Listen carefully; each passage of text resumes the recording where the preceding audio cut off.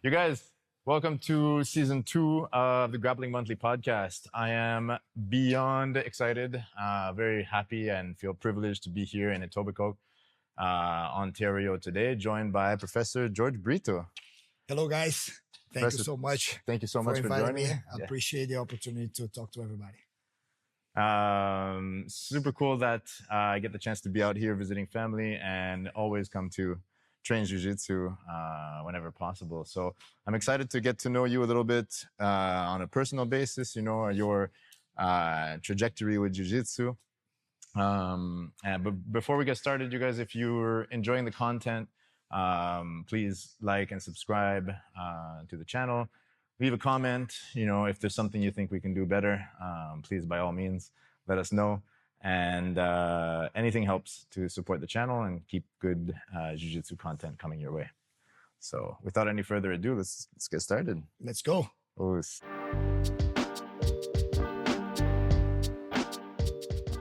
So, Professor, Yes. we actually met a long time ago, 10 years ago in Toronto BJJ, right? Yes. Which I think is a very well-known school in Ontario, in Canada, actually, very successful school. And I definitely want to get a chance to talk about that school and this school and that. But first, maybe I thought we could start with your journey, because it's a very cool one. And you know, how you came across jiu-jitsu for the first time. So you're from Rio, right? Rio de Janeiro. Yeah. Carioca. Carioca. Da Gema. That's how we say. Da Gema. Da Nice. Gema. And you have a long-standing relationship, I think almost like 30 years with jiu-jitsu. Yes. I started like beginning of 1993. So really tell me like what that first experience is, the first time you came across jiu-jitsu. Okay, first time I came across jiu-jitsu was a very famous challenge between jiu-jitsu and luta livre. That was pretty much in a neighborhood. There's just right beside like the one I live. And then I remember the older guys, and there was one friend that he already trained jiu-jitsu, and he was talking about going to watch it. So this challenge was broadcast on one of the main like channels in Brazil, like the Global TV, which, by the way, they just came back now with Jungle Fight and etc. Like pretty cool to see how like it's getting back the connection, right? But that was in 1991. I was about 11 years old, and I just heard about. And then, of course, we went home. We saw on TV. It was crazy fights. Jiu-Jitsu won the challenge. And you're like, wow, jiu-jitsu is kind of cool. And then like later on, I was a very insecure kid, like lost my dad. I was about 8 years old. And my mom put me in soccer to spend my time and my energy and to try to give me some like a masculine, environment, right? Because she was a single mother.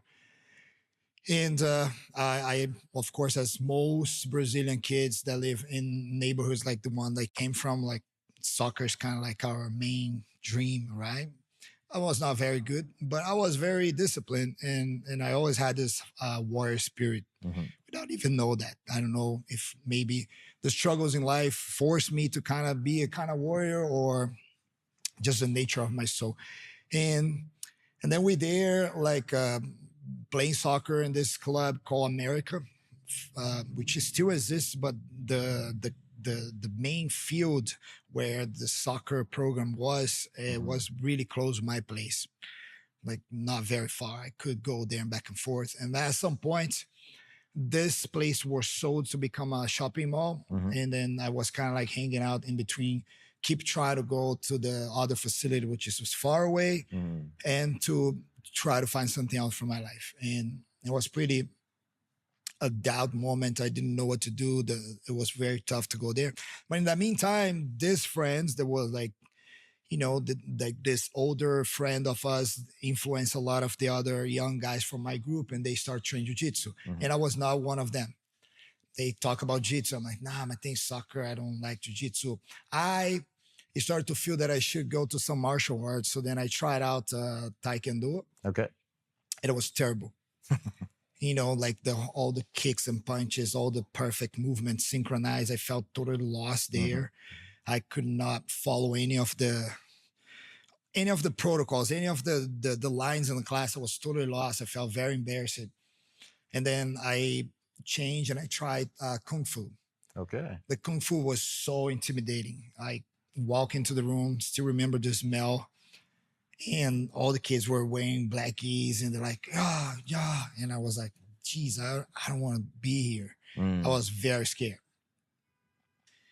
And then like finally one day I went to meet my friends. We had a soccer game to go watch in the Maracanã Stadium. So that's the neighborhood that I live, just so you guys understand. Tijuca. It's where the World Jiu-Jitsu Championship was held for many years. This very known Tijuca Tennis Club. Mundial. Anyways, so then I'm waiting my friends and then I go to their jiu-jitsu class and they say like, oh, after the training, we go to the game. I'm like, all right, cool. So then I'm there sitting down and there he walks in the teacher, which was Flávio Figueiredo. At that point, he already passed and he just walked in and he's like, at that point, he was maybe 6th or 7th degree. He was an older gentleman and he's wearing like a jeans shorts. I remember this very vivid because it was the very first time and he was wearing the top gi and he was painting one of the walls of the dojo. And he walks into me and he's like, oh, you waiting your friends? Like, why don't you try? I'm like, oh, no. I'm like, and he pretty much brought me in and he showed me like the up escape, showed me hip escape. And he played a little bit around with me on the top and the bottom. He showed me Americana, which by the way, I still following the same protocol of first day class. Nice. Yeah, because he made me understand right away how to kind of play the game. He showed me like the submissions. He explained about like the tapping and the dominant position. Without further explanation, he just bring another guy that was starting as well and just now you guys go together. So go. And then I'm like, go what? Fight. Just go. Just don't punch him. Don't do anything crazy. And then the guy started to grab me and then I had like already at that point some street fights where I was always kind of like crazy because when you're insecure, you fight more. And I believe jiu-jitsu ripped that insecurity out of me. You know? Interesting, yeah. Of course, with the years, the more I was training, I was getting more secure myself and I pretty much stopped fighting in the street. Just later on for other reasons. But so, and then I submit the guy. I don't remember exactly how. I think like I grabbed his neck, something. He tapped. But when he tapped, it was kind of like a magical moment where I feel like, wow, what is that? Yeah. I felt so empowered. I felt that I could do something, you know, because until that point, I was not good at soccer. I didn't feel skillful for anything. I was not the smartest guy in school. And when the first time I do something and I felt that I could learn, it really clicked on me. I'm like, I love this thing. And then I start coming. And it was the best decision of my life because I start like to really dive deep into jiu-jitsu.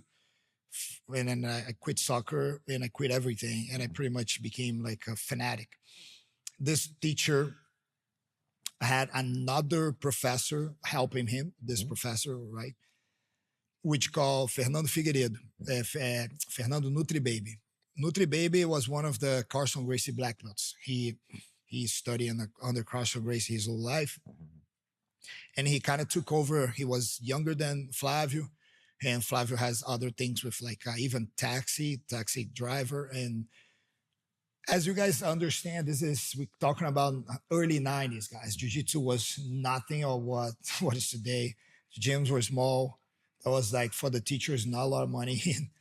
Pretty much no money. They do for passion. And the training was not like what we have today. That structure is pretty much everyday people brawling and show one little thing here and there. Like 2 hours and a half training every day. Like this is a regular class was 2 hours and a half, three sometimes. Canvas mats. So when Nutri Baby took over, he was like a really faithful to Carson Gracie, like ideology, right? The training was very hard. Every train start, close guard. Today I understand more. And like he put me to compete right away. 3 months I was already competing, and then in 6 I got my blue belt, which is like very unusual because I was a juvenile. And I remember he's telling me, look, but if you go yellow, green, like there was not a lot of fights, you go already blue. And I remember there was years and years of suffering until I catch up.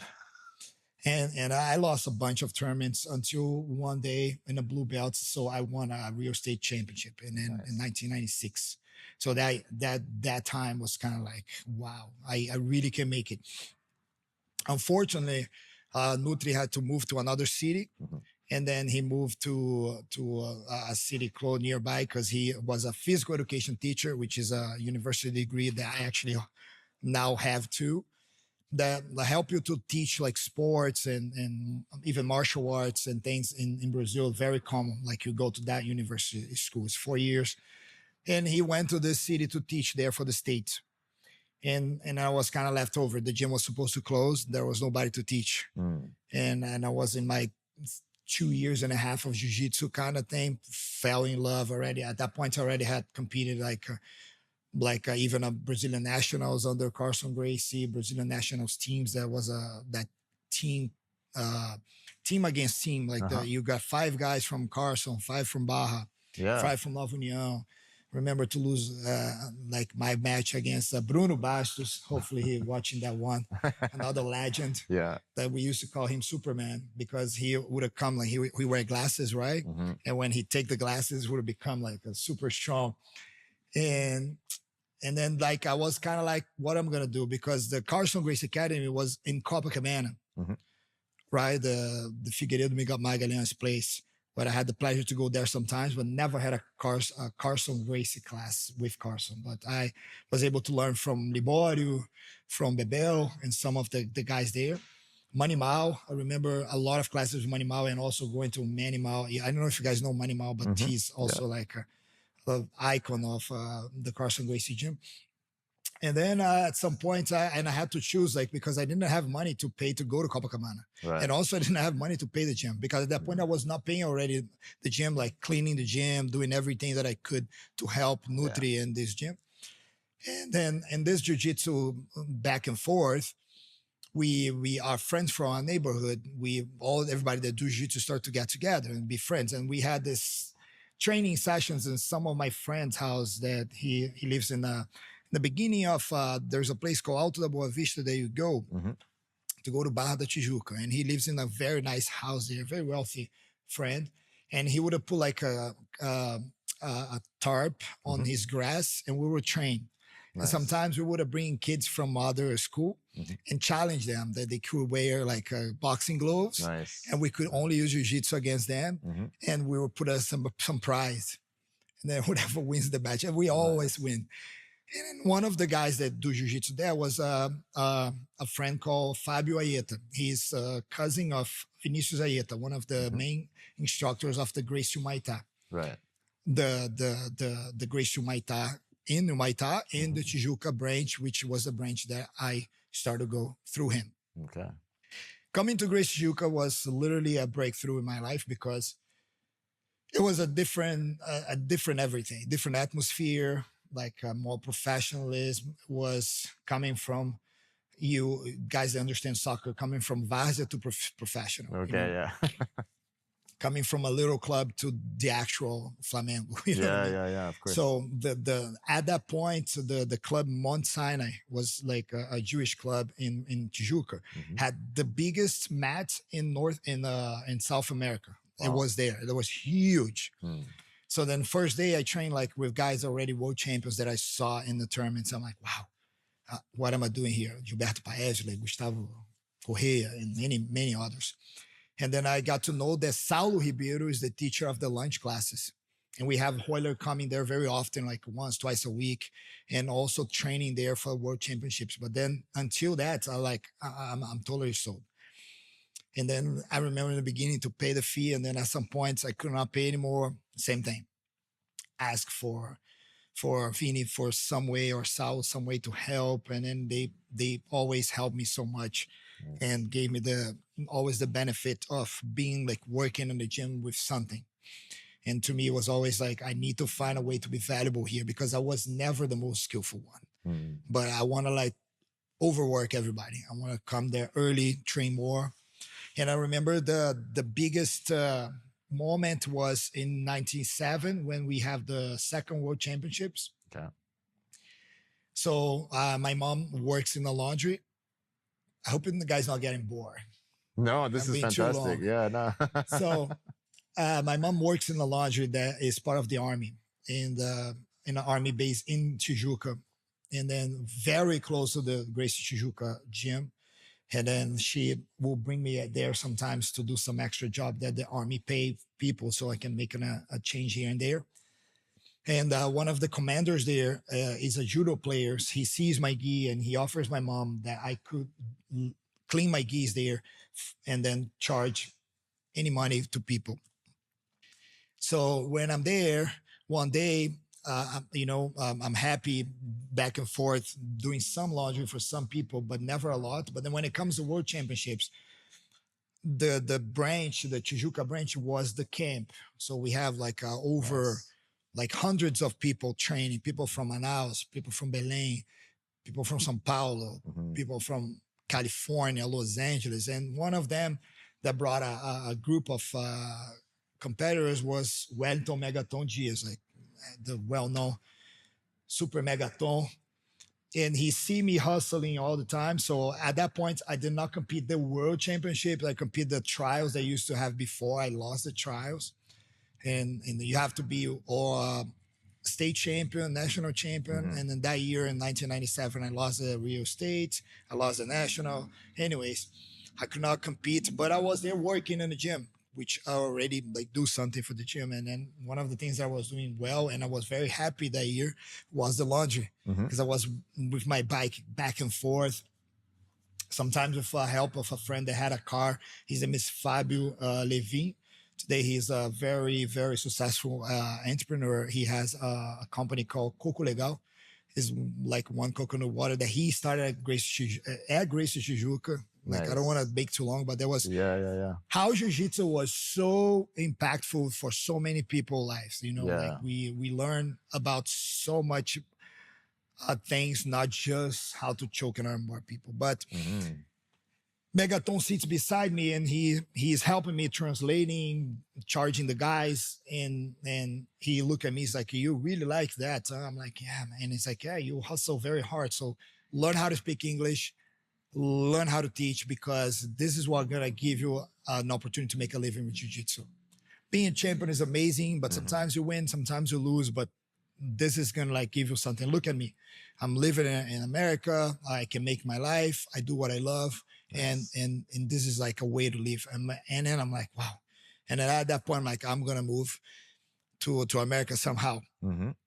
Went to the World Championships. And then as always, I like since very little, I started to go jiu-jitsu. I offer myself to work in the tournaments because there were sometimes we'll give a shirt and a snack, and I'm there anyways. So, and I like to watch the matches. I like to be involved, and I always see that as an opportunity to grow. I remember that helped my jiu-jitsu a lot.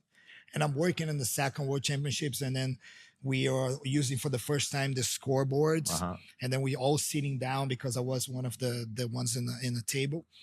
So understanding the explanation, then walks Carlos Gracie Jr., and he gave a motivational speech for everyone. I don't know if he planned that speech or not, but the words that I had in my mind that day was that this is gonna grow. The guys that know his voice know his voice. This is gonna grow one day. We're gonna be in a place much bigger than that. And when I heard that, I was like, yes, I'm doing the right thing. And I get back home and I remember this was the moments that I had to go from, I guess, high school to university, right? Or college. And I just looked to my mom, I was like, Mom, I'm not going back to school. It's like, I'm just going to be dedicating myself to learn English and to teach jiu-jitsu. And she got crazy as a single mom in Brazil, 90s. This is 1997. She's like, no way, you're going to find a real job. But I fought so hard. She had to accept it. She's like, oh, just make sure you become successful because you have no family support. Like we literally can't afford that.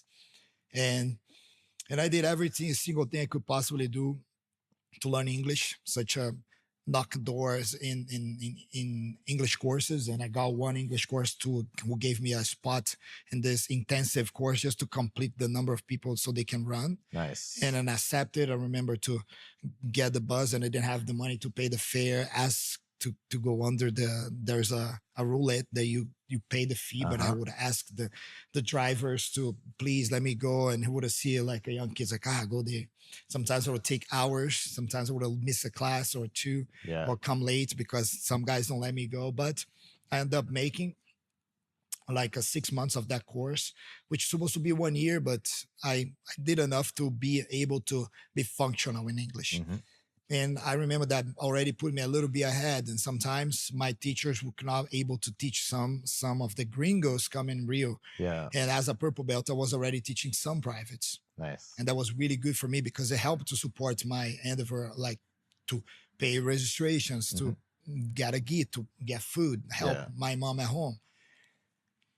And beside that, so Letícia Ribeiro, Hall of Famer, big shout for her, and Fabrício Morango, love you guys so much. And she found a sponsorship at this university. There was a new university that was trying to expand, and they gave like this this very, very small fee to athletes. Oh, okay. Yeah. So then Letícia took me there, and I had an interview with one of the principals, and they gave me the opportunity to go back to school in a university. Nice. And I remember to dedicate myself. That was like 4 years, like finding ways to get there.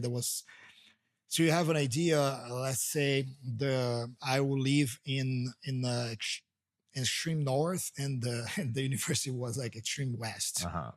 Right. 3 to 4 like buses to go. When I have some friends who went to school there, would give me a rides, and I would hustle there to then go back down to Copacabana to train with Saulo because he opened a gym there, and then from there go to Tijuca. Nice. Anyways, to everyday try. I got 4 visas in the United States until the day that at that point, I'm already like highly involved in jiu-jitsu, fight MMA. With 28 years old, I found out that I could be a Portuguese citizen, which gave me the UAE, the UE passport. Passport, right? Of course, yeah. And in the same moment, I got the invitation to come to Canada through Saulo Ribeiro. Okay. He had this school, the Toronto BJJ, who like Josh Report, which today is my business partner, looking for a teacher to be here full time. And it was like such a perfect moment. Amazing. And it was really, really meant to be. I believe God gave that to me because I don't know what faith people share. I don't know what people think about it. But for me, there's no other explanation than God. Because when I found out I could get the Portuguese citizenship, I was training at Black House in Brazil. This is a team that was managed by Joinha, Jorge Guimarães, and I was a 155er. And one day I was listening to a conversation of Carlos Barreto, Carlão Barreto. He was one of the coordinators of the team that he had like his Portuguese citizenship. Then the Guiomar Pitete, which is mom of Amaury Pitete, was the consul of Portugal, and she could help on the process. I'm like, oh, wait a second. So then I connect with my professor Vinícius Aieta, who also know them.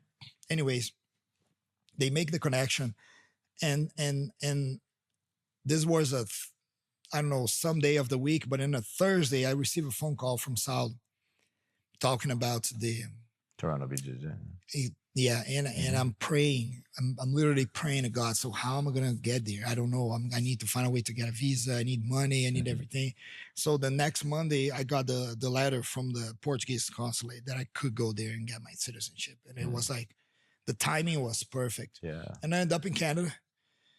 And because you, as a Portuguese citizen, you didn't need a visa to come to Canada. No, I could come here as a visitor, which was the first approach. Like, come here, see the city, stay here, train for a while, and then we see what happened. And also that gave me the doors to go to San Diego, and then went to San Diego and spent some time there with Saulo, Xande. Yeah. And I trained and I got to experience a little bit of that. So I had come before. I had one visa that America gave to me. That was a 15 days visa to compete the very first World Championships. Oh, wow. Remember Nice. that after the 4 visas denied, I went to the consulate, and instead I carry documents and things, like they asked me, and like I asked them to come with my medals. I remember in the metal detector, they stopped me, they watch everyone. But then when I came to the lady, she asked me, what are you going to do in the United States? I'm going to compete the World Championships. IBJF, back in the days, the CBJJ, the Brazilian Confederation, used to give a letter to us telling that we're going to compete. So I brought that to, like, I'm going to compete the World Championships. How do you prove me that you do Jiu-Jitsu? I'm like, this is all I have. And then I threw the medals. They took some of the medals, they brought inside, they put me and this girl, Fabiana Borges, until today I remember her, very successful school Brazilian Jiu-Jitsu teacher also from Gracie Barra. She's living in America today. Always very happy to see, because I remember that moment. And we both in this room was sitting for hours. And then they brought her, and then she left, she got her visa. And then they brought me in, and they told me, like, we're going to give you this 15 visa, but we're going to be monitoring you. And then all this blah, blah, blah. And I'm like, all right, I'll do as promised. Yeah. I went, I compete, I spent 14 days there, and I came back. But later on, I was able to come in a different situation. Of course, yeah. And it was good. So, and then since there, I'm here. Too long, guys, too long. Wow, no, that's amazing. And I cut as much as I could. It's a entire transformation via jiu-jitsu, right? Yeah. Like, what a central part of your life. That's really, really impressive. Yeah. And talk about, you know, not only being from Rio, but also like every single person that is like an important figure in your life is also happens to be like this very important figure in jiu-jitsu, right? Yeah, like, as I say, like sometimes I feel like I was in the right spot, right place, right time. You know, I was able to witness so much things, and to be able to access, you know, like this network. The other day I was even telling my wife, it's like, it was a network that I could never reach if I was only with what life actually gave me, you know. Right. So then I truly believe like God blessed me with that, and I was able to actually see it. You know, I don't know exactly why, but like today I feel like I have this sense of purpose and this sense of mission in Canada to spread jiu-jitsu to the most possible number of people I can reach. Amazing. I love competition. I use competition as a tool to you be able to access yourself deeply. We can talk more about that later, but the major thing is get more people to do jiu-jitsu, because jiu-jitsu is unique. The brotherhood that you create jiu-jitsu like open doors for you and everywhere you go. Today I had a guy here like this last like 4 months, and today he's in China, you know, and he was here looking for a place to be. He went to Calgary, came back, and now he's in China, and so on, you know, like there's other ones that are now in Florida, and then some people in Brazil going to north and south, and it's incredible. Like everywhere you go now, you see Abu Dhabi, how many people are teaching and changing their lives in Abu Dhabi. Yeah. Amazing. It's interesting because, you know, typically I would ask, you know, like what made you come back for the second class? But I think it's very clear that, you know, like your experience with jiu-jitsu was like life-changing. So it only makes sense that you come back for the second class, third class, fourth class. After that, it's like there's no stopping, right? Like, you know what I felt at the moment? I felt the true essence of jiu-jitsu. You know, like I think when I was talking to you about the insecurity, I was a poor kid, ugly kid, not skillful. Like, no kidding. I'm like telling this with all my heart. It's like, and when I found jiu-jitsu, I found like I could be something. You understand? Jiu-jitsu gave me the power to stand for myself. Absolutely. And then the more I was doing, the more I was feeling confident about me, about that I could overcome things, because like you get choked. So then the other day you train more and you choke the same guy, and you're like, oh, wait a second. You don't set stone in anything. And the same way that some days you're beating a guy 3-4 times and the guy come and beat you. It makes you be humble. So like it got me closer to God. It really got me to actually meet God for real. because if it wasn't the desire to win, the desire to be protected, I think like as human beings, we need to get closer to our inner soul and be able to be honest. And then I didn't find anything that can make me more honest with me than jiu-jitsu. Nice. Because you can pretend you're the tough guy. You can tell, oh, but when you look yourself in the mirror, you know exactly what you feel. You know exactly what you're feeling. You know exactly what you're not doing. You know exactly what you have to do in order to get better. Yeah. Jiu-jitsu makes you be so honest with you. You like, and that's the thing that a lot of people say, like, jiu-jitsu develop character. I don't believe much that. I believe jiu-jitsu reveal your character for yourself, and then it's up to you to make the changes. So that's the importance of good instructors. To me, I see it as part of my mission to build better instructors. So that's why I run a course since 2016. Every year, 1 to 2 to 3 courses. We ran the course in Brazil, in the States.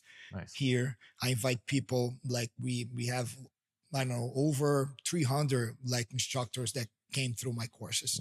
I have them online, by the way, if you guys want to check it out. I give people like the tools to understand the difference between you teach and you just practice. Because there's a huge difference. You should be only a guidance, and you need to show people how to use jiu-jitsu for all purposes. I see like too much, like I love the sport. Like if there's somebody that promotes jiu-jitsu competition in Canada more than me, I don't know. I think I'm the #1 jiu-jitsu promoter in Canada. Yeah. Like I promote events across provinces. I promote IBJJF events, AJP, ADCC, and my own events. And I help a lot of people. I really want that because I believe that moment, the tournament, is a life-change moment. Because a lot of people are there meeting themselves. Yeah. They fight and they have to overcome that feeling, especially the one that a lot of people lose. Yeah. And you overcome losses, makes you stronger. And the lessons are all there. Like, because the moment they sign up for the tournament to the moments that the arm is raised or not, so there's a process. And you have this mini journey within the journey.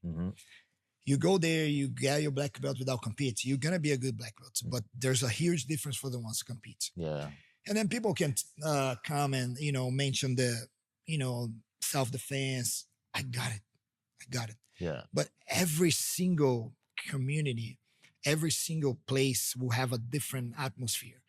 You understand? Yeah. Like in North America, in Canada, in Toronto, like if you become a blue belt in our system, you are able to defend yourself intelligently in the fight. Yeah. But most important, you learn how to make decisions under pressure. And sometimes some fights are very, very, very easy to avoid. Yeah, absolutely. Yeah. And a lot of people don't have that emotional control. But when you're going to compete, you put yourself under pressure, under stress voluntarily. And that helps you to understand that feelings. And then you have more time to think. I like to say the matrix goes low. And you're able to see like, it's going to be worth it to fight this guy here just because he cut me in the traffic. It's okay, man. I'm sorry. Exactly. Little things like that make you going to start to have this internal dialogue between your anger one and your calm one, and you're going to be able to make better decisions, because that's what we do in jiu-jitsu every day. And I try to tell this to the students, because you, to train jiu-jitsu, need to understand that you are not practicing only how to choke, armbar, and sweeps, but you also training your thoughts, you're training your mindset. And the same way that jiu-jitsu can help, it can make your life miserable. If only you think about winning, and then you come to the mats and you become like a miserable person because you put your ego above everything and above everybody. And if you don't have someone to guide you through this road, what happened? Or either you quit jiu-jitsu, which I'm seeing a lot, because you're going to get older. There's always going to be someone better than you. And at some point, you're going to feel like that makes no sense to you come to the mats because you cannot see the value. And jiu-jitsu is the most valuable thing you can do, because you can change in many different ways and forms. And for that, we need another podcast. About 4 hours just to talk about how to use jiu-jitsu for life. But I'm going to take that course because I'm getting older. Okay. So jiu-jitsu, you don't have to you have to see where the value is. You need to be able to see the invisible. That's why like so important for me. Breakthrough moments in my life was the very few moments I have with Rickson Gracie. It's like never heard of him. Just kidding. It's just like nothing you can. Like he is able to show you what you cannot see. And then a lot of people say, "Oh my God," because again, everybody's so focused on how to be effective and not how to be efficient. And jiu-jitsu is how to be efficient. Yeah, jiu-jitsu was not made for you to be the aggressor, and everybody wants to be the aggressor. I got it. It's a lot cool when you go in a tournament and you beat the crap out of your opponent and you win and you get the gold medal. I'm going next week to actually in 2 days to compete. I still like that, but I do understand that those results don't define who I am. You know, what define me is the challenges I take, is how I take the challenge and how I take the results of the challenges, you know, and because I'm so secure who I am and how much I give to every challenge I go, I'm able to challenge myself more and more and more and more, as many times as I want, as many times as I feel is possible. Yeah. Because jiu-jitsu gave me this background. Amazing. You know, I don't need to prove nothing to anybody, even though like in the deep there in the mind, my ego is still like, oh, you got to prove this guy's you better. And then we have to deal with this all the time. But again, the internal dialogue is there and make me feel like, okay, that's okay. Like, look, I don't like to lose, but look, sometimes you're going to lose, but this has nothing to be a loser. Yeah. Yeah, absolutely. There's nothing to be a loser. Like you're going to be a loser if you accept that. And then also has nothing to be arrogant to say like, yeah, I'm not a loser. No, I lost. Yeah. And you have to be humble enough to say like, what I have to do better that I'm not doing. Yeah. So jiu-jitsu give you this all. Nice. But what happens is that if we don't mold and shape ourselves to accept these feelings and understand our weaknesses and work around and make ourselves stronger and accept the flaws as well, we start to hide ourselves. So how many people like still doing jiu-jitsu or black belts, they're like totally out of shape and they come with the excuse, oh, but now I'm a dead. And you know what I mean? Like, dude, screw that. It's like you still have 25 minutes free in your life, but you prefer to be scrolling down, like, watch this video, don't stop. But you know what I mean? Like to see sometimes like worthless things, and you could do burpees on a corner, push-ups because you cannot train 3-4 hours in a day. And then you train once a week, twice a week. You still go there. You don't come late by purpose just to, you know, skip the warm up, but you do the warm up. Yeah. So all those things build habits. Yeah, 100%. And you need to be like setting your mind to build good habits that will give you like some benefit, not the benefit of being out of shape and being weaker and being like a master in excuses. Yeah. It sounds to me like it like jiu-jitsu really gave you that framework that you needed to get to know yourself better and to understand where you sat, you know, in your mind, looking inwards and also looking outside towards, you know, where you could be in society and what your contribution is going to be. So really, really like a central part of your life. That's amazing. Yeah.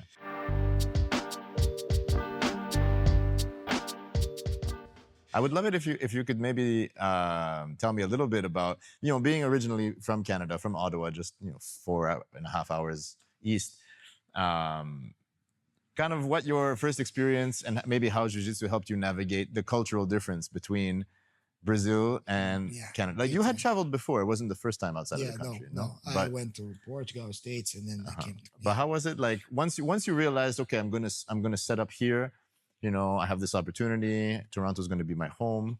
You know, how did jiu-jitsu and how did you, you know, tackle that challenge? Because it's a big challenge. Yeah, big. It was huge. You know, you leave your family and you come to a new place where you have no friends. It's not a native language. Like, of course, like for sure, my English is different than back in 2009 when I arrived here, 2008 when I arrived here. Yes. But I think jiu-jitsu gave you this idea of learning how to adapt. And I think also life has shaped me this way, you know, like when, especially losing my dad so early in my life was actually beneficial to me. Today, I thank God for that. I know it sounds, but I tell you guys here with all my heart, because it made me, it forced me to try to see the bright side of everything.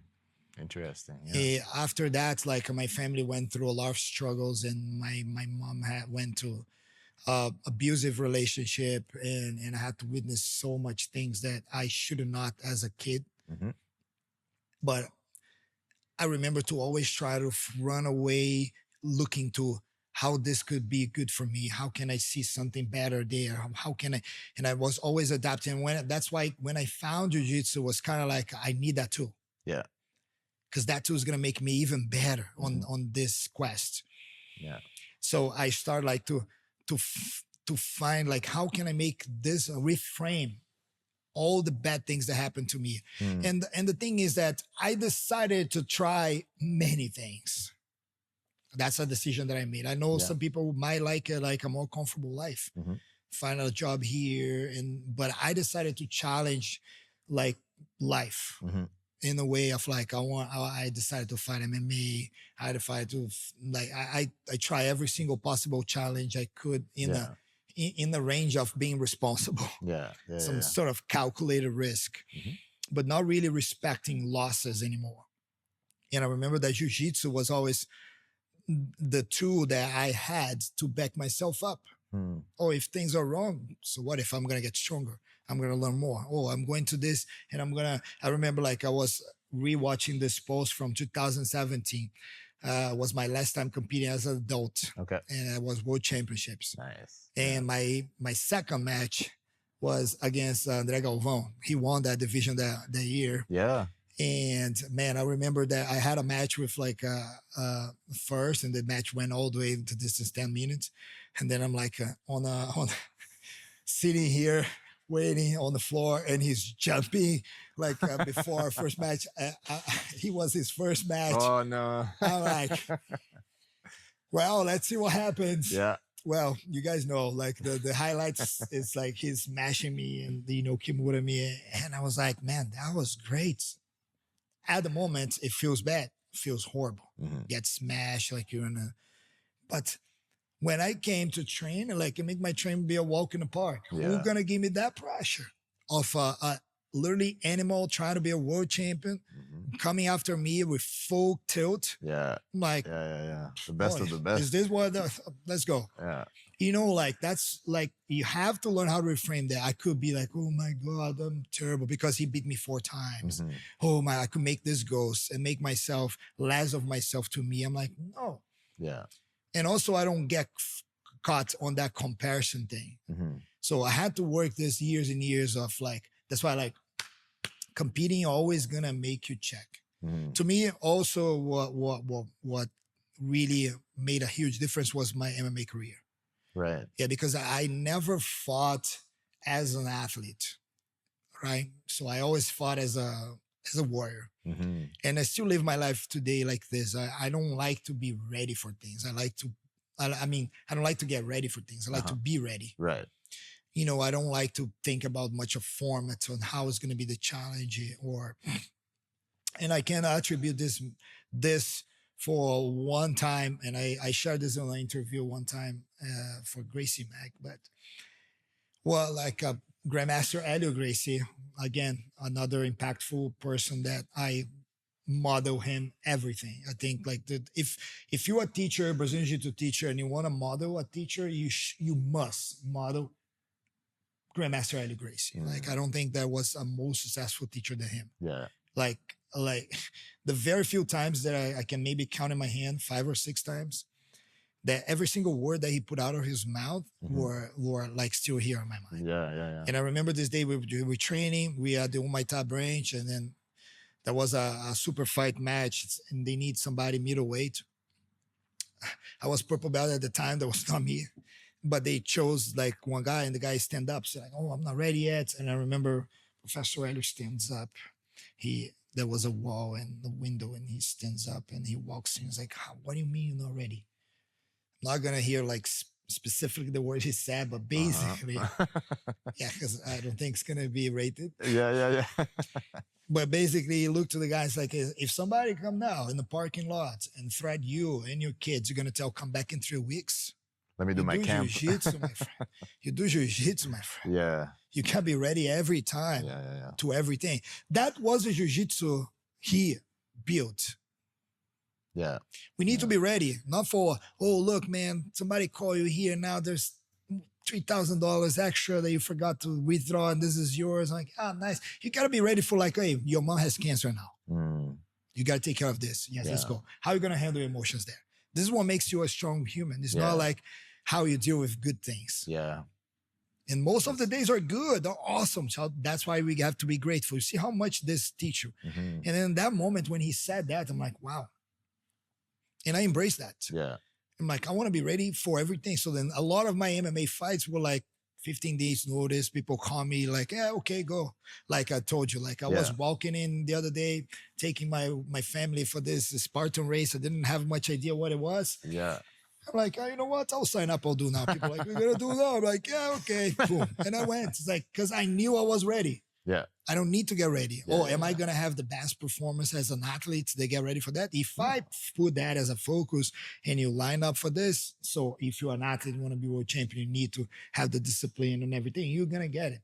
But overall, the idea is we need to be ready for everything every time. And I know it sounds a little bit of paranoia, but this is what actually makes you very secure of yourself.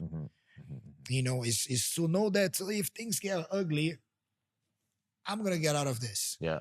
You know? Yeah, absolutely.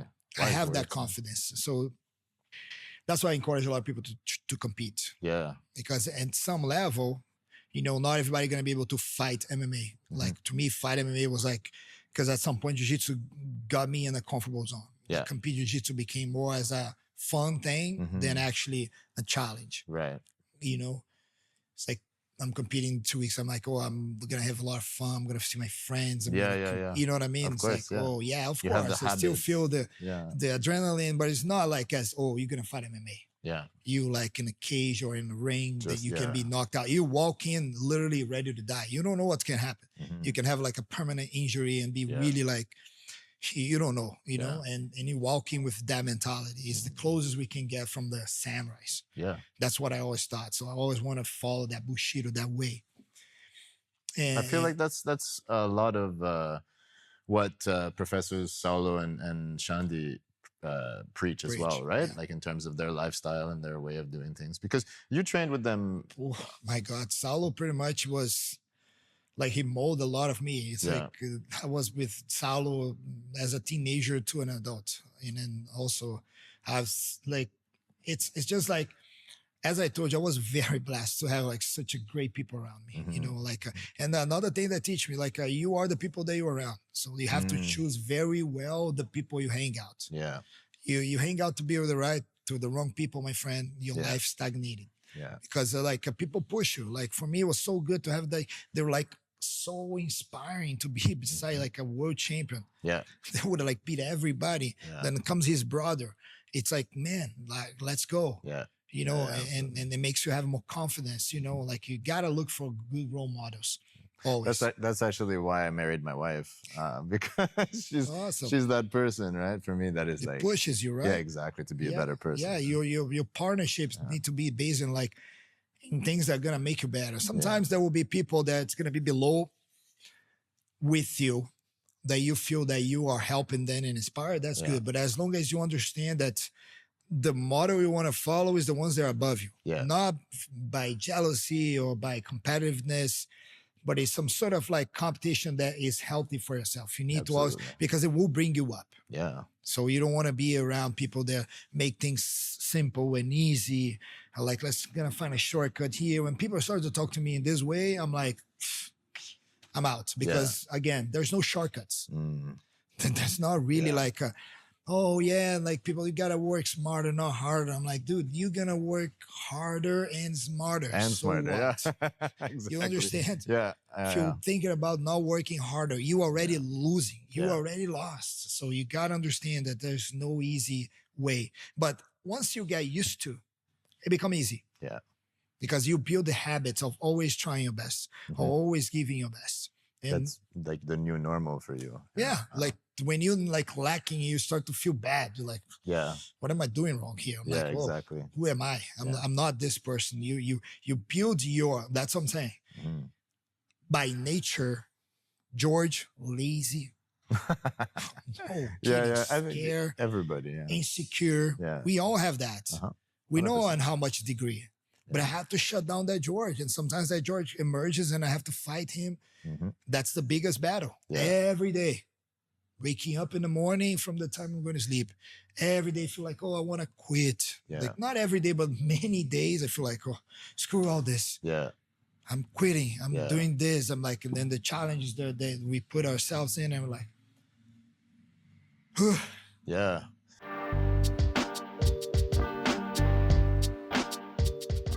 So, I mean, I can't help but agree with everything that you're saying. And it sounds to me like you really had, jiu-jitsu really allowed you to develop and become aware of this recipe for success, finally, right? Like this recipe for healthy living and for happiness. And you started also with this optimism, right? This looking for the good side of any situation. So all of these things together, I think probably played a very big part in the success that you've had. And I'd love for you to tell us a little bit about like the journey once you settled in Canada. Because I think like, I think Toronto, no, this is fantastic. Like, but I think it's all related. And I think Toronto BJJ is probably, if not one of the most successful Brazilian Jiu-Jitsu academies in Canada, in all of Canada, right? And like a big part of Jiu-Jitsu history in Canada, which is probably younger a little bit than in the US and of course, Brazil. So, that's another big challenge, right? You arrive here and you have this opportunity, like... Yeah, tell me a little bit about... I was ready, man. I was ready. I think God, I truly believe that God made jiu-jitsu as one of the tools to humans find him and to get better. So then when I got into Toronto, I just felt like the field was perfect to everything that had worked in my whole entire life to put in place all the teachings that I was prepared for. Because back home, I was teaching at the Grace Academy at Grace Tijuca. I was teaching in small dojos, but not like something on my own. And then come here, the first challenge was trying to understand the place I was, because you come from Brazil and it's a different atmosphere. It's a different way we deal with each other. Like it's very, very different than Canadian culture. And I had a little bit of tough time and feeling lonely and feeling like not really that people understand me, like especially like sometimes we would do a joke and you will see people would not like it. Or sometimes we would just, touch people in a way and people like, oh, like, like we know Brazilian Jiu-Jitsu bring this up a lot. And then they actually make people fall in love because our warmth, it's something that makes a difference and people feel happier.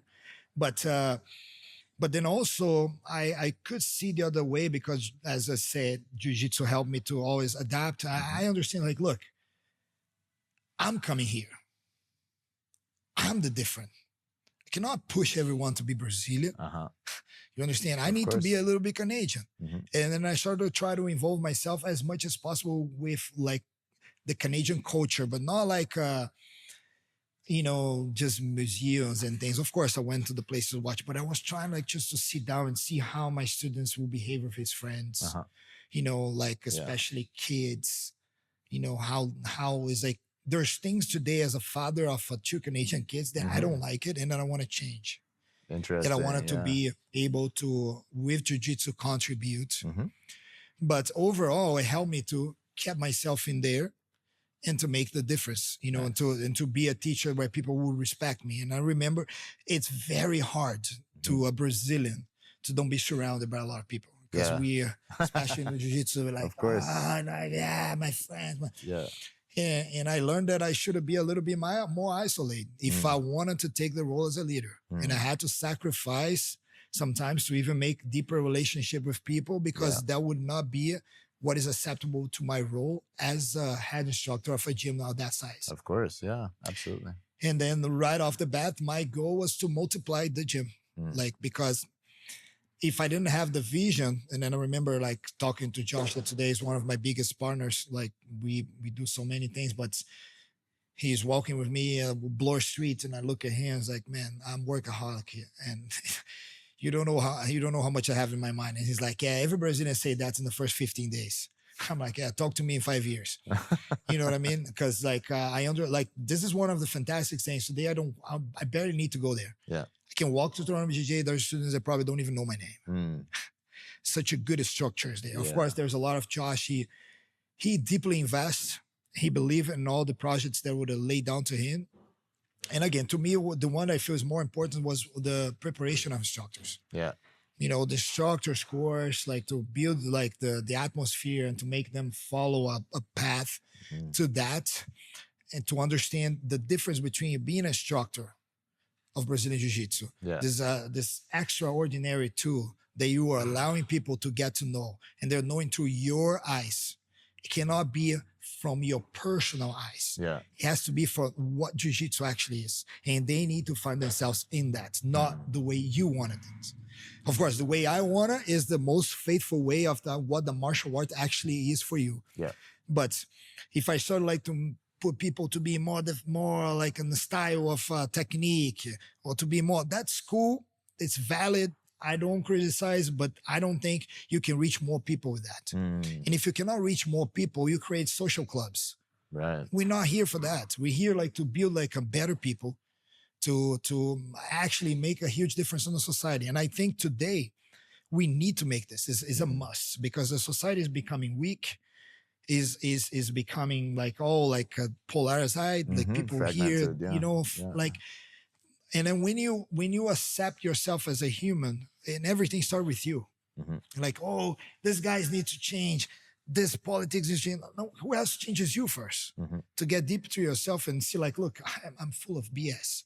So how about I clean myself first to after talking about someone else? Yeah. And I think like Jiu-Jitsu, nothing like Jiu-Jitsu will put you in the mirror to tell you exactly who you are. And then that was my idea there, like to be a contribution for society. And luckily, I stumbled across several great people who helped me in the mission. They're still on the game. So, and then from a team that when I came here, I still Gracie Muay Thai.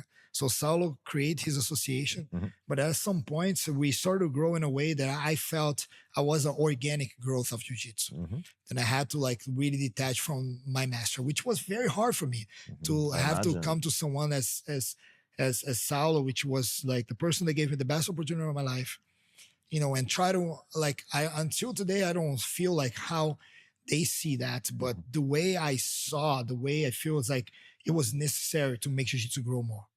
So then I could go back to Gracie Muay Thai. Yeah. But I decided to take the Jiu-Jitsu for life, which for me, with a lot of influence from Rickson Gracie, is the way I want to teach Jiu-Jitsu, is helping people to reach their full potential as humans, not just as fighters. I think, again, as I was stalling a conversation with you, it's like sometimes I feel like technique is irrelevant.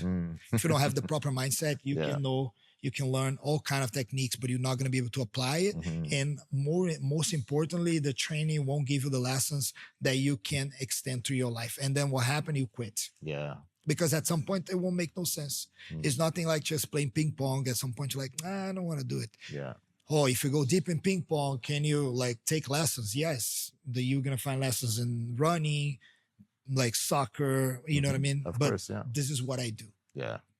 And I want more people to get to know Jiu-Jitsu as they know the other sports and the other martial arts. So we are taking like events to bigger venues to try to make people see it, parents to be proud to put their kids in Jiu-Jitsu and then maybe eventually join into, make like the practitioners to be able to invite more people to go and see that it's possible. You know, they understand their leadership also in the game, because a lot of people don't understand how much people look up to them. Yeah, absolutely. Like in your community, you become like somebody different because you are doing what not everybody's doing. You know, the other day I have like a student who lost a tournament and he was pretty sad. I'm like, dude, you do what 95% of the whole entire human base don't do. You went out there to compete another human being in the square arena and you fought. Yeah. You know what I mean? Like Absolutely. you won, you lost, you already won. You already ahead of so much. Yeah. And this is the things that we have to start to try to realize and see.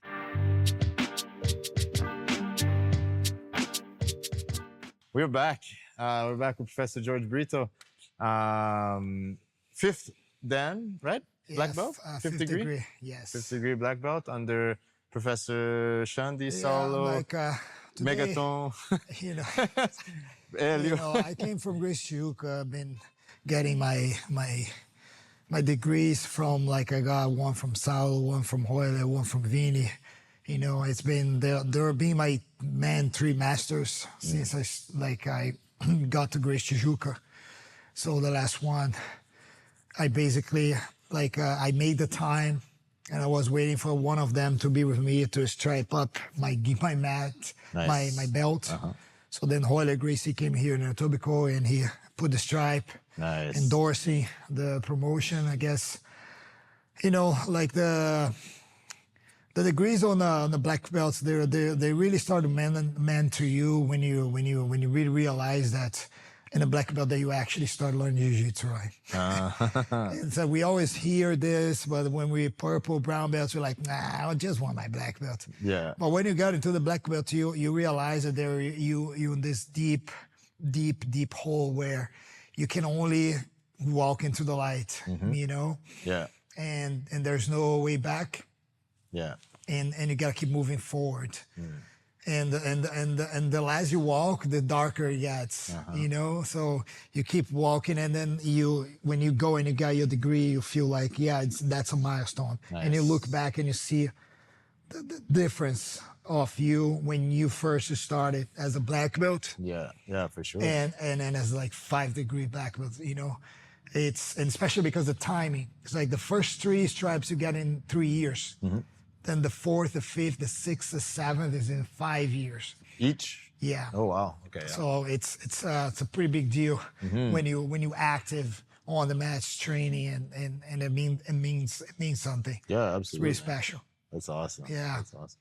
In case you guys are wondering why we look different, we just had a fantastic noon class at Etobicoke BJJ. Thank you, Professor, for that class. Oh, you're welcome. That was awesome. We stopped, we get a break, break the sweat, do some jiu-jitsu. Professor's taking time out of a busy schedule to record this podcast and also to give class and then record the podcast again. Thank you so much. I really appreciate it. No, thank you. I appreciate the opportunity every time that we can talk about jiu-jitsu, and somehow, if my experience open someone's eyes and then change the way they think or they see jiu-jitsu, for me is already like a huge deal. Yeah, absolutely.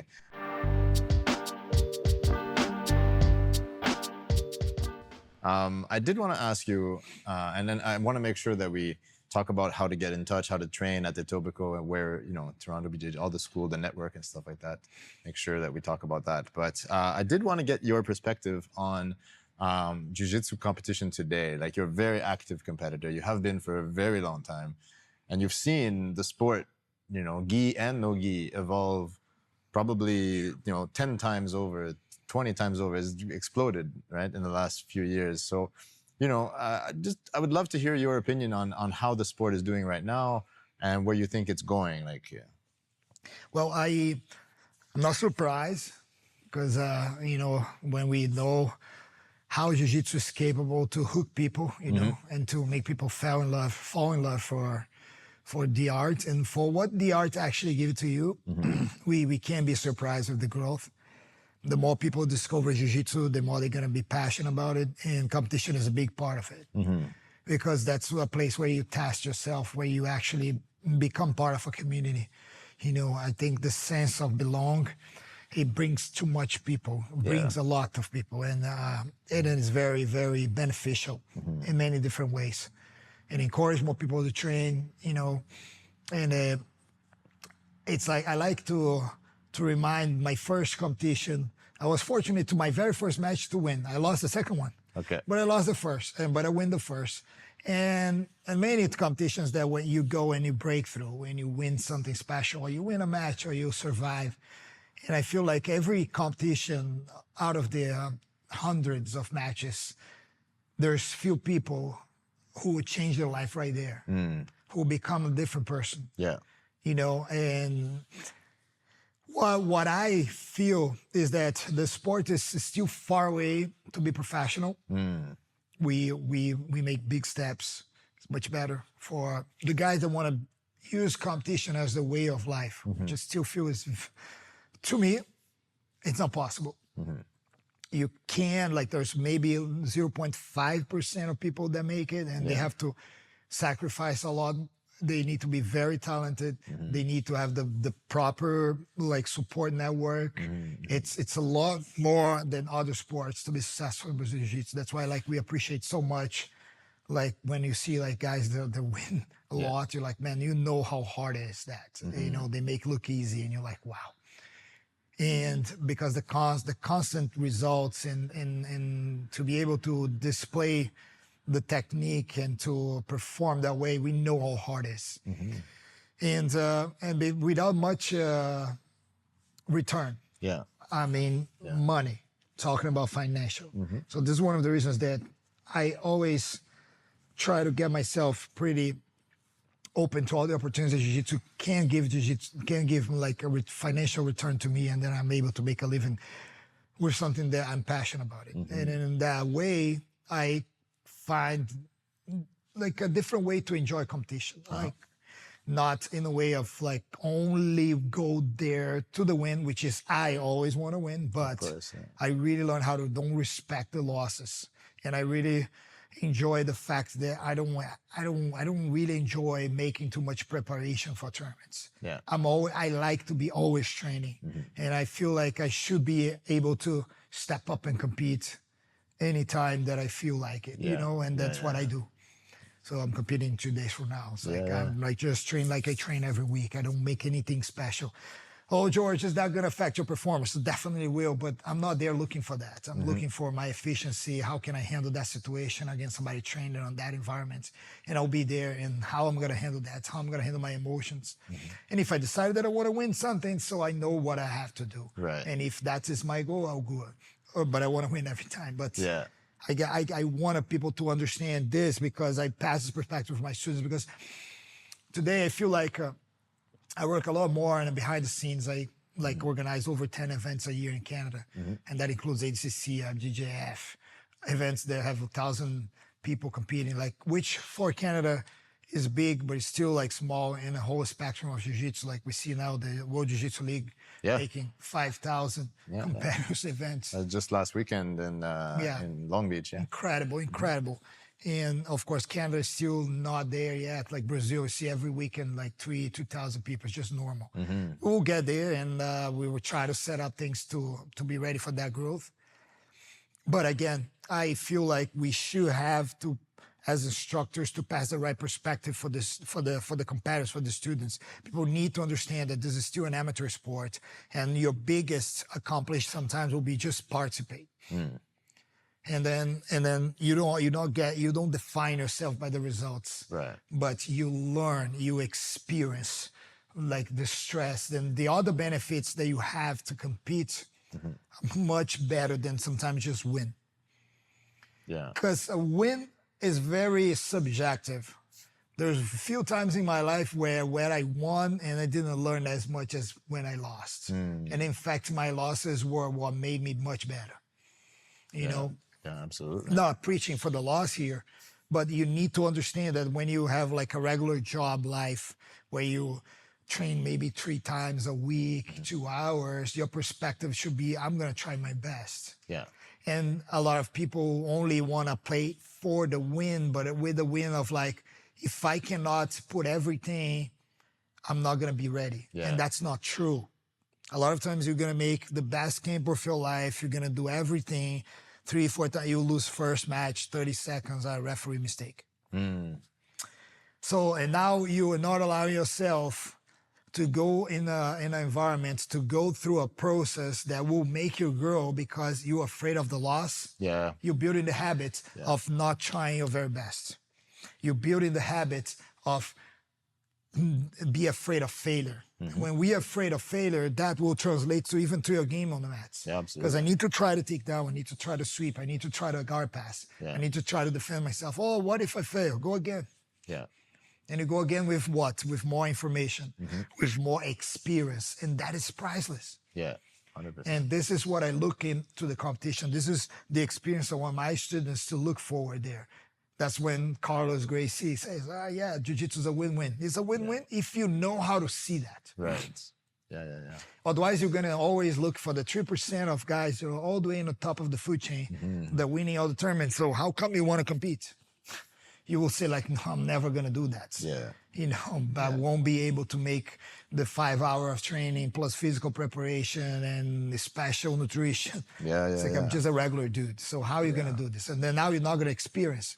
And sometimes you go out there and you have such a great day and your mind is so strong and you even overcome some of those crazy athletes. Yeah. And you come to the top and you're like, wow, you have something memorable for the rest of your life because you risk yourself. Yeah. And this makes you more like, you start to deal with like risk in a different way. And if you bring this to your life, you might try a new career, you might try a new business, and you start to build the habit of challenge yourself. Yeah, I love that. That's good life lessons. Yeah. The jiu-jitsu is all about that, right? Yeah. So the sport is still young, in your opinion. It still has a lot of room to grow. Do you think we're headed to the Olympics? I don't know how good that could be. You know, like honestly, by being involved and understanding a lot of backstage things of what the organizations and stuff. want. I don't know. I know there's lots yet to be accomplished. I don't know if we might gonna have like some support. I feel like the UAE today is playing a huge role on being an ambassador of Brazilian Jiu-Jitsu as a sport, investing very heavy as a national sport there. As I'm saying here, it's a national sport. That's something, yeah. So we need to understand that there's a big difference in the line when it passes through sport to martial art. You know, that's what I'm saying. The sport's very good to catch people, bring people. You know, the sports give you the lessons, give you the opportunities. But we can't forget Jiu-Jitsu is still martial arts. And I think working the both together make it very good. So I don't know how beneficial will be because at some point we're gonna get there. Yeah. I don't think it's gonna be hard, like it's gonna be impossible. But I don't have like a timeline that I can, you know, like predict. Yeah. Oh, maybe in 3 years, maybe in 10. I like it's kind of hard to know. Yeah. But we're gonna get there. If it's going to be very beneficial, I don't know. I think Jiu-Jitsu is very democratic. There's different lines of Jiu-Jitsu. A lot of people don't know, but there's Jiu-Jitsu through the IOC. It's seen with different eyes. There's Niwaza, which is the Brazilian Jiu-Jitsu, like the most ground form. There's fighting system and duo system. They're like forms, they're more related to the Japanese Jiu-Jitsu. So, you know, as most of you guys know the story, when Jiu-Jitsu come to Brazil and go to the Gracie family, there's like a deep understanding more. If you go after like a Robert Drysdale, like books, he really make like huge research.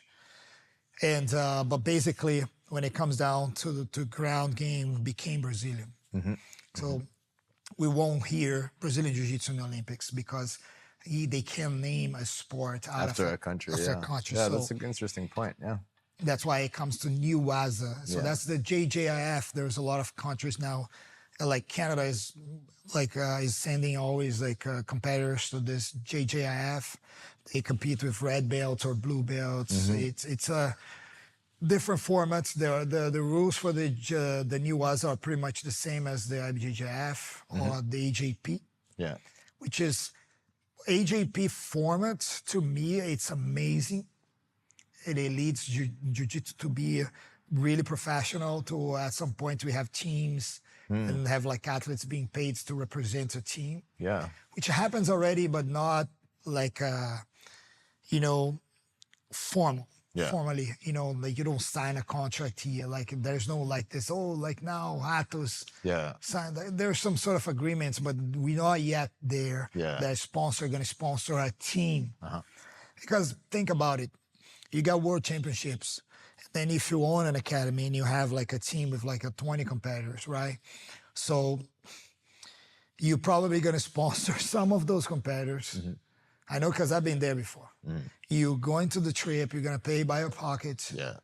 You're going to pay parking, you're going to pay hotel, you're going to pay everything to be there, coaching them. That's great. You do that because you love it. And at some point, like another gym will offer them like 3 more shirts than you gave it, and they go. And I mean, you don't hold people, but you start to see something that's like, how can you sustain this? For how long? Yeah. Where when you fill up the gym with like regular people, they don't even care about who is the world champion because they're there for themselves. So then you have to start to put in a scale how beneficial is for me invest on that kind of jiu-jitsu. Right. You understand? Of course. And it comes from places and goals. Yeah. And that's what like sometimes we need to see how we're gonna develop that.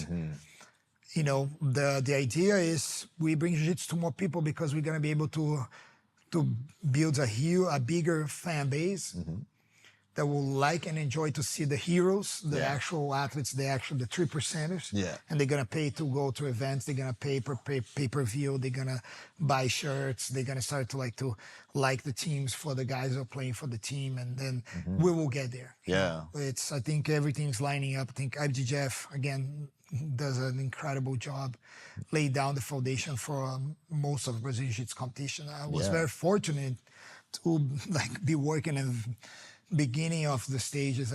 I've seen that world championship with 4 areas literally on the same street that I live. Becoming a massive, you know, like worldwide now we see the World phenomenal, Masters in Vegas. Yeah. And the ADCC, like to me, the ADCC, it's bringing grappling, which is also jiu-jitsu, right? But it's bringing in a different way. The North Americans enjoy a lot more and have that like more loosen up style. It's about that. It's like it's to be able to offer to everybody, you know? Yeah. So that's one of the things that I like it a lot, you know? Because like, you like a little bit more like that. It's okay, you go here. You have like a way to fit yourself. But at the end of the day, we all under one huge umbrella, like jiu-jitsu, right? 100%, yeah. Very cool. It's coming. There's you're making me think that you know, you mentioned behind the scenes so much is going on in these organizations, and there also needs to be an infrastructure to support, say, for the example, the coach that is dedicated to these 20 athletes, competitors, elite level, you know, helping, you know, you need knowledge of accounting, knowledge of organization, travel planning, all these things, right? That is a lot to ask of one person if you're also the head coach, you know? So there needs to be that structure, I think, to support. And without sponsorship. Because there's not really sponsorship. Yeah. And then here comes your athlete. Yeah. And he started to get like a position wins. And then he got a sponsorship. They give him a little bit of money. Are you going there? I'm going to take something from him. Oh, give me a percent. Like, can you do this? You don't even feel you're doing the right thing. Right. You know, it's like. Of course, yeah. Even though if that money will come back to him in other ways, but you're still like not feeling right to do it because there's such a lack of it. But when they have something, you like, let this guy get happy with that. I feel like the MMA is more professional, but it's still also a kind of like a reward hunters. Because like for me, like professional is when you have a salary. Yeah. You know, every month you got paid for it. Yeah, of course. There's professional soccer, professional football, professional basketball, because they got a contract 3 years, 2 years, 1 year. You got this every month, this for a year. Like, this is going to be your pay. Yeah. You get hurt, you stay at home, that's it. Oh, I had a fight in 2012. I have a contract signed of 3 fights with like a promotion here in Canada. I broke my arm. I literally broke my arm in the fight. Okay. And then I could not come back for the 3rd round. My arm was literally snapped. I have a plate here. So, yeah, you go from there to the hospital and then see you later. You understand? It's like I didn't even got a phone call of course, from the promoters. Like, not that I hold any grudge because it's part of the business. Their nature is like, they're probably there like counting everything to see if they make the end with the term, with the event. Yeah. So, nowadays are better. This was back in 2012. It's better now. The scene, yes, is much better. But you're not going to see the guys like people will be surprised to know how much a UFC fighter makes. Yeah. You know what I mean? Yeah, absolutely. To that massive camp training. You got to do it because you like it, because you love it. It's still like out of passion, where you can do something and now you is a little bit more decent than before. Where, remember my very first MMA fight, I fought for 300 reais. What's 300 reais? Not even $100. Yeah, exactly. Yeah. It's like you do because you like it, because you want to be there. You want to like fight. Challenge yourself. Yeah. But, you know, today you still have a little bit light in the end of the tunnel, but it's still like far to be professional. But it's getting there. Nice. The more people do jiu-jitsu, the more people get to know MMA and fighting, people appreciate it. And I hope one day the big companies will start to see us as possible customers. Like, for example, now I'm running an event on July 12th and the Maple Leaf Gardens. So it was such a big challenge to lock out that venue. Yeah. And for our people in the US that, you know, in LA and friends and family might not know that Maple Leaf Gardens is this historic arena where the Toronto Maple Leafs, Toronto's native hockey team, you know, I've played for years, and that's a big deal. It's a big arena. Big deal. And I decided to make the step because I want to bring attention. I want the competitors, the parents taking their kid to be proud of where the kids are playing. It's like, because we still on that play, like, we compete there in that little high school, let's gonna try to expand and make like we have to be proud of what we do, and if we believe of what we do, we need to step up. I came to Canada with $200 in my pocket, and like I didn't know what to expect here, but I knew jiu-jitsu. And I trust that once people get in contact with the real jiu-jitsu, they're gonna like, whoa, this is great. And I'm gonna be able to make my living out of it. You know? Absolutely. And then like I believe like at some point big companies will see like, oh, wait a second, Brazilian jiu-jitsu people are growing, but they also pay mortgages. Oh, they also buy cars. Oh, they also buy pizza. They also drink their beer on the weekend. You know what I mean? Like why these companies are not yet involved? You know, like we need to break through the bubble. And that's one more attempt. And I'm doing my contribution here, working very hard. Next Gen BJJ, if you're in the US and want to fight to compete here, you're going to get good matches. There's double elimination. A lot of matches for you that day. You can register in multiple divisions. Anyways, everything to make the competitor experience good. And then you come and you pay a decent fee, but you get a lot of experience in the day and you have a lot of fun. You know, so that the idea is that it's like bring more attention to the regular crowd, as I was telling you. You know, when we take a look in one of the, like, you know, the big metro cities, and we see the number of people that actually live in the city, you know, and then we see percentage, like who actually know what really jiu-jitsu, Brazilian jiu-jitsu is like. It's a very small percentage. So we're trying to break through and make more people know, especially youth, women, because they get a lot more benefit than regular men, right? Absolutely, yeah.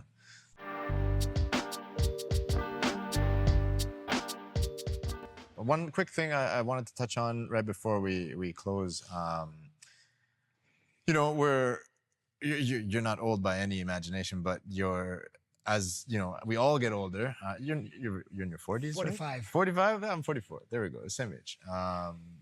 What tips and tricks have you know, kind of like, or suggestions, recommendations, you know, do you have for people at my age and that want to continue doing jiu-jitsu until the very last day? Like, what's your secret? Because you're in really good shape, brother.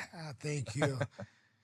Like, first, you know, make sure you build a strong mindset, I think, first, you know, like, again, to believe that you're not defined by performance or results, you know, and then get rid of that idea that you have to first beat everybody on the mats. Disregard your belt. Like, for the training, you do want, like, just like the way you compete. Beside that, build good habits. I'm not like, by any means, crazy, a little ridiculous. Oh my God, I cannot eat this, I cannot eat. I eat everything. Anytime I want.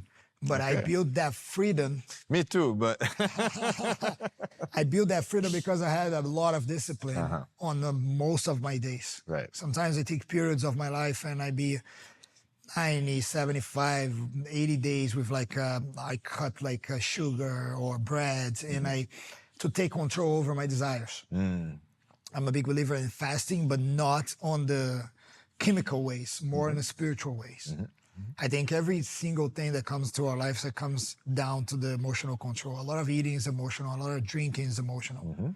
A lot of decisions you make, no, actually, every decision you make is emotional. Yeah, absolutely. And the eating sometimes indicate how you are handling your emotions. If you're not really able to control what you eat, when you eat and how you eat, you're not really controlling your emotions. You are really close to make bad decisions. Yeah. I learned that with Christianity by fasting, and very often I fast like days. Sometimes I fast like every morning's hours, and it's very usual for me. And I got used to that, and I feel really good about it. It wasn't not always like that. Of course, the progression, the more information you get, the better you become. Again, you always have to be looking for the ways where you're going to make your body efficient. I'm not going to lie that the Gracie family with the Gracie diet was a huge influence in my life. Yeah, for sure. As a teenager, I got contact with that, and I always try to manage for periods of time, do the Gracie diet. Yeah. Today, the base of my diet is based on the combinations of Grandmaster Carlos, but I allow myself to skip it here and there. But I'm not gonna lie to you. Every time that I eat a burger or something really bad, I remember the voice of Grandmaster Helio Gracie saying like, "You die for the things that you put in your mouth." You know what I mean? And I'm like, and I remember that I feel bad about myself. Yeah. You know, and I try like I cannot overeat or over. And so I think by being in good shape and with your mind under control and your emotions, like the training become the byproduct.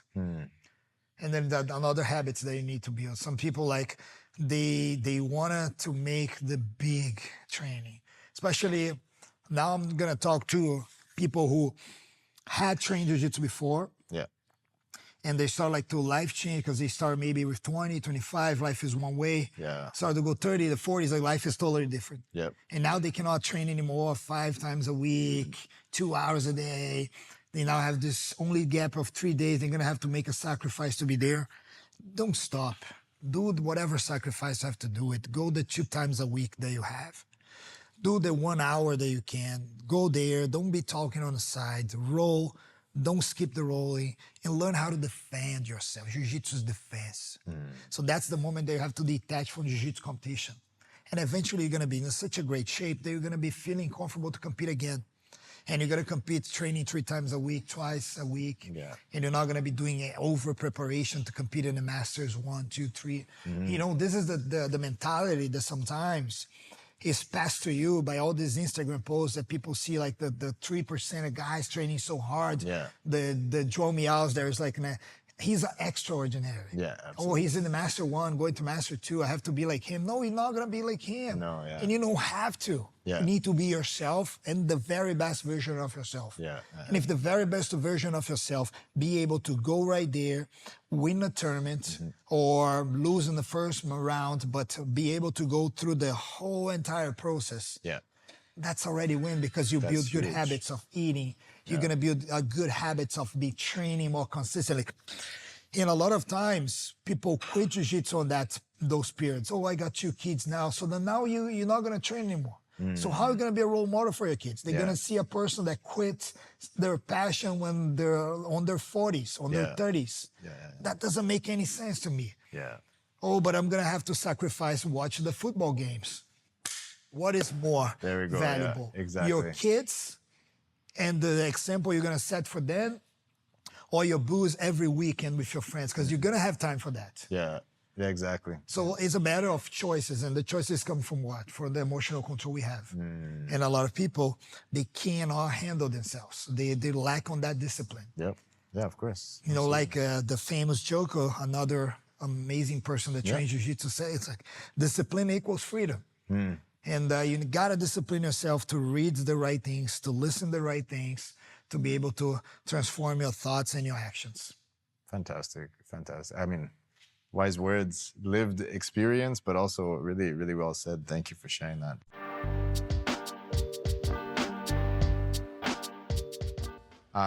Let's maybe just conclude then with because I mean if you let me go, as long as you want. We'll hang out all day, we'll go get churrasco and churrasco. Yes, but okay, so tell us how we get in touch with you, where the gyms are. We have Etobicoke, there's Toronto. Tell me maybe a little bit about Next Gen and the organization, Yeah, we're in a lot of places, thank God. Good. So if you want to touch base with me, I'm on my Instagram, Jorge Britto, BJJ, Britto 2 T's. And most of the social medias are the same, JORGE, BRITTO, BJJ, at whatever. And we Jiu-Jitsu for Life team today, as I was telling, it's kind of like a team inside Toronto BJJ that became an association. A lot of my students were very proud. They earned their black belts. They learned how to be instructors. Now today they own their own academies. Mm-hmm. So I decided to step out a little bit of Toronto BJJ, giving more space to great guys such as Nathan Dos Santos, David Mosley, Vincent Payne. They were like taking care of the gym, taking care of the students. Most of the classes they teach. We got an incredible staff there. And then I'm there as well. I'm 3 times a week there, 2 times a week in Etobicoke. I'm in Etobicoke BJJ, where I have other great instructors. I'm building another outlet to build more instructors, to expand our system, to one day be able to provide more Jiu-Jitsu for Life methodology to more people. Our association has, like, to be honest, right now, I don't know how many schools we have. I'm like on the top of my mind, but we do have like probably over 30 in Ontario in Canada. Nice. We got some very good schools in Brazil. In Brazil, my work there is more social than actually like profitable. It's more like the idea there is to provide like kids in situations, in hard situations in different places, like the opportunity to see Jiu-Jitsu. I see how important it is because I know what Jiu-Jitsu gave to me, and I was one of those risk youth kids, Yeah. I came from a very tough neighborhood. I was surrounded by favelas and by people actually involved in crime. Mm-hmm. And Jiu-Jitsu took me from one side of the society to another one, just to see and witness and to see that there's more. Yeah. To me, that was huge and made me dream. And that's what I want to provide to those kids. If you want to, every time that you support Next Gen events or any event in Canada that I am helping or Jiu-Jitsu for Life team, you need to know that you also helping the Jiu-Jitsu for Life in Brazil, that we have like several social projects that we support them as much as we can. Athletes to compete. And sometimes it's not just the champions. I feel like the kid just need a gear. Sometimes this is gonna make the huge difference for them lives. Yeah, absolutely. And I try my best, and I wanted to expand that. I wanted to build a better structure where we can help more people.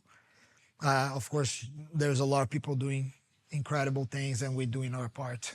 And I think that way we can make the Jiu-Jitsu, the world a better place with Jiu-Jitsu. With Jiu-Jitsu, yeah, 100%. But that's it, basically. You'll find me on this place. The Etobicoke BJJ is here in Canada too, or Toronto BJJ. You guys just touch base, come train. We don't charge drop-in fees. We just like people to come and check it out. And if people want to join our team, just touch base with me here. You guys highly recommend. Thank you so much, Professor, for the time, for the class, for sharing your life experience. Thank you.